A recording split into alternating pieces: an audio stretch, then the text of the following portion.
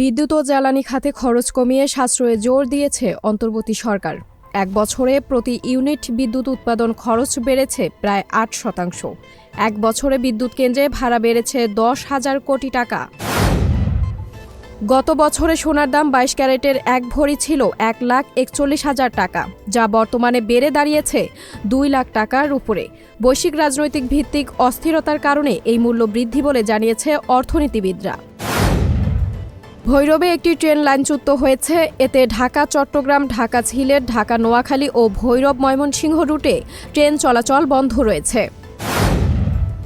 ভেনেজুয়েলার president Nicolas মাদুরোকে আটক করার সময় যুক্তরাষ্ট্র একটি গোপন অস্ত্র ব্যবহার করেছে বলে দাবি করেছে প্রেসিডেন্ট ট্রাম্প। তিনি একে ডিসকম্বো বুলেট বলেও উল্লেখ করেছেন।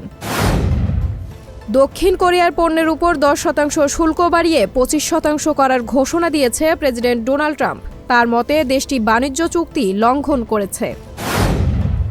প্রয়াত হলিউডের কিংবদন্তি অভিনেতা মার্লন ব্রান্ডো এক সাংবাদিকদের প্রশ্নের জবাবে বলেছিলেন, কারোর সাথে কারো তুলনা আমার পছন্দ নয়। সবাই সবার জায়গা থেকে সেরা অভিনয়টাই করতে চেষ্টা করেন।